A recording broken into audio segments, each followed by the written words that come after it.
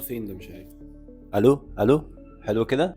المج بتاعي فين؟ اهلا ومرحبا بكم، انا مدثر الدسوقي وانتوا دلوقتي بتتفرجوا على اقوى واكبر كورس لتعليم البروكر والسيلز في ريل استيت. النهارده هنبدا حرفيا من الصفر، وبدايتنا نعرف يعني ايه ريل استيت. ريل استيت بالانجلش معناها عقارات او العقارات، تمام؟ وفي مصطلح تاني اسمه البروكر، والبروكر ده هو السمسار. والسمسار دلوقتي المصطلح بتاعه اتغير وما بقاش مجرد سمسار بيوصل حد بحد، هو بقى فعلا مستشار عقاري. يبقى العقارات نازل منها البروكر اللي هو السمسار، ونازل منها حاجه تانية اسمها السيلز وهو البياع. الفرق ما بين السيلز وما بين البروكر ان السيلز بيقدر يبيع المنتج بتاعه. يعني انا دلوقتي مقاول وبنيت عماره فعايز حد يبيعها، مش هنزل ابيعها بنفسي، فبجيب ناس متخصصه يقدروا يبيعوا العماره اللي انا بنيها. حلوين لغايه كده؟ حلوين. طب لو حد جاله وقال له انا معايا 1,000,000 جنيه بس مش عايز اشتري في العماره بتاعتك دي، هل يقدر يخليه يبيع في مكان تاني؟ الاجابه هي لا.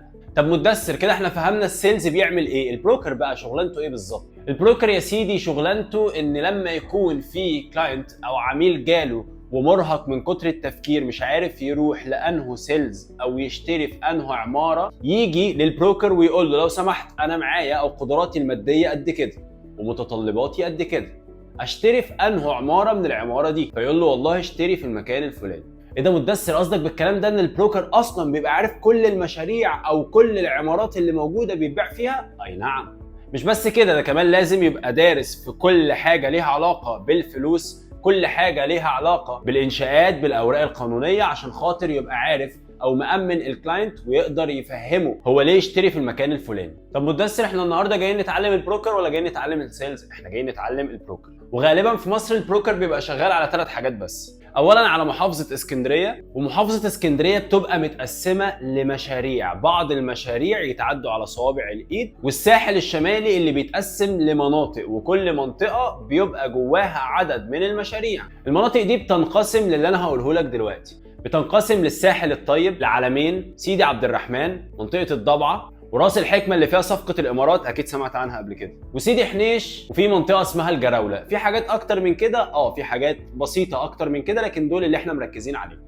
ثالث حاجه صديقي البروكر الا وهي القاهره. القاهره فيها حاجات كتير، القاهره مرعبه، القاهره كبيره قوي. بس ببساطه كده عشان خاطر ما تتخضش، هنقسم القاهره لجزئين. جزء هيبقى فيه التجمع الاول لغايه مستقبل سيتي والعاصمه الاداريه الجديده ومدينتي والمناطق الجديده والمستحدثه من ناحيه التجمع، وجزء تاني اللي هو قريب من اسكندريه شويه، اللي هو بيبقى فيه منطقه اكتوبر ونيو زايد والشيخ زايد وبعض المناطق كده. كل المناطق اللي انا قلتها دي هنذاكرها مع بعض اول باول، واحده واحده بكل تفاصيلها، لكن عايزك ما تستعجلش. انا بس دلوقتي بفهمك احنا شغالين على ايه وبنعمل ايه، وبفكرك ان انا عايزك في الفيديو ده تتفرج على الحلقه كلها كامله وما تكتبش اي حاجه ورايا، ولما اخلص عيد الفيديو تاني واكتب واحده واحده كل نقطه. دلوقتي احنا هنتكلم عن مسميات المشاريع اللي هنشتغل عليها. اصغر حاجه بنشتغل عليها الا وهي العماره، اللي هي عباره عن برج طالع وانا ببيع فيه. لو جبنا عمارتين او اكتر ده ما يسمى بالكومبلكس. اما لو جبنا عدد اكبر من العمارات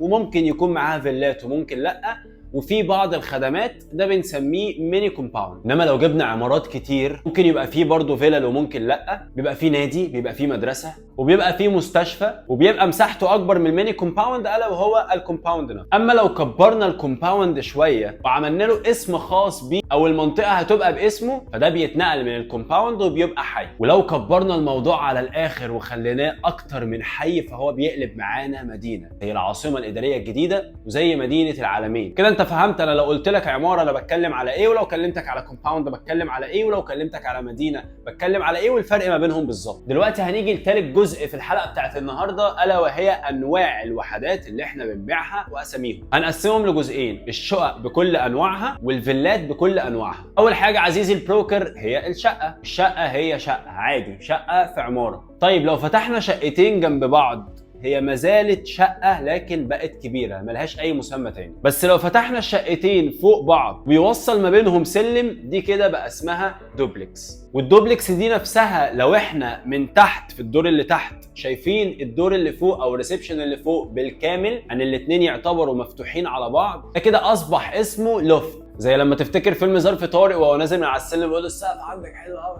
السقف عندك حلوه. جيلك تعال تصدق السقف عندنا حلو قوي. يا راجل.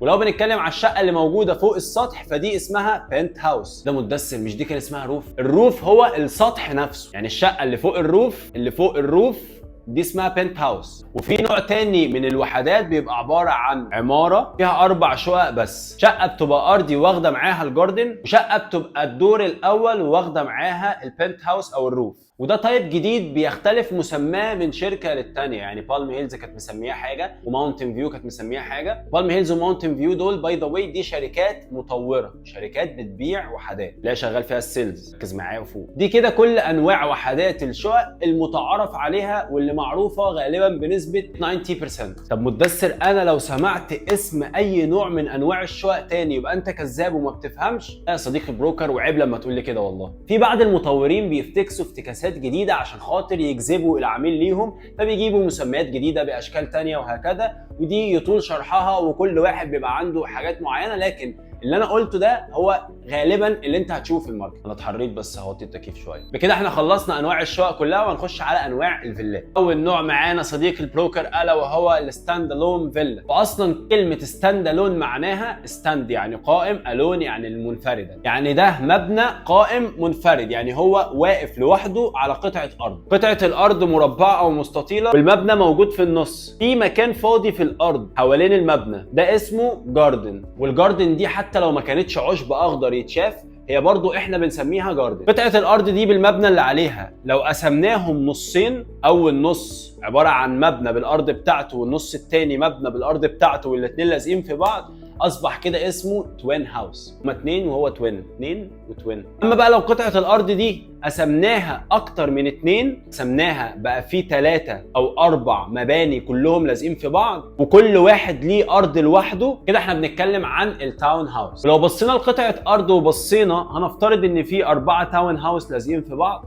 هيبقى في 2 في النص معاهم جاردن قدامهم وجاردن وراهم، وفي 2 على الاطراف معاهم جاردن داير ما يدور، زائد ان هم كمان مالهمش غير جار واحد فقط، مش زي اللي في النص على يمينه حد وعلى شماله حد. اللي في الاطراف دول احنا بنسميهم تاون هاوس بس كورنر، واللي في المنتصف فاحنا بنسميهم ميدل. وتقريبا 99% انت هتلاقي اللي في الطرف او الكورنرز هم اللي هيبقوا سعرهم اكبر واغلى، لان هم عندهم مميزات مش موجود في الميدل، ارض اوسع ومالهمش غير جار واحد فقط. انا قلت لك دلوقتي في انواع الفيلل هو الشائع والرائج ما بين كل اللي في الماركت. ممكن برضو تسمع حاجات تانية زي وان ستوري فيلا، زي ابولو فيلا، مدثر فيلا وبتاع. تصدق مدثر فيلا على وزن عمرو فيلا، والاثنين دمهم تقيل. دي برضو هتبقى عباره عن اسماء ماشيه والناس بتخترعها عشان خاطر يجذبوا العميل والكلاينتس من كل حته ويعملوا اشكال جديده. انا بقى مع بعض دلوقتي نشوف الكلمات الانجليش اللي انا قلتها على مدار الحلقه دي، ونبدا اللي احنا واحده واحده نفهم معناهم بالعربي علشان خاطر تبقى انت ماشي معايا فاهم كل اللي انا بقوله وكل المصطلحات اللي موجوده في مجال الريل استيت. اولا كلمه ريل استيت معناها عقارات، كلمه بروكر معناها سمسار، مستشار عقاري معناها بروبرتي كونسلتنت، كلمه سيلز معروفه هو البياع. السيلز ده شغال في شركه اسمها شركه مطوره، ودي اسمها كلمه مطوره بالانجلش يعني ديفلوبر. دوبلكس هي الشقتين اللي فوق بعض، دوبلكس وبنت هاوس ولوفت والانواع اللي قلناها في الشقق، فدي خلاص كده كده انت هتعرف اشكالها. نفس الموضوع برضو للفيلات، عندك الستاند الون، التوين هاوس والتاون هاوس، والتاون هاوس الكورنر والميدل، انت برضو اعرفهم من اشكالهم، مش لازم تعرف معناهم بالعربي. طبعا كلمه سوق يعني ماركت، كلمه منطقه يعني ديستنيشن برضو عايزك تحفظها في الحلقه دي، الساحل الشمالي يعني نورث كوست. كده حصيله الكلمات الانجليش اللي عايزك تحفظهم في الحلقه دي. ولو نسيت اي حاجه اكتب لي في الكومنتات، ما تنساش اعمل لي لايك، اعمل لي فولو، اعمل لي سبسكرايب، وشير الحلقه دي عشان زمايلك كمان يستفادوا. فعل الجرس عشان خاطر اول ما الحلقه الجديده تنزل هتستفاد منها جدا وهتعرف حاجات كتيره قوي. شمر دراعك ويلا بينا.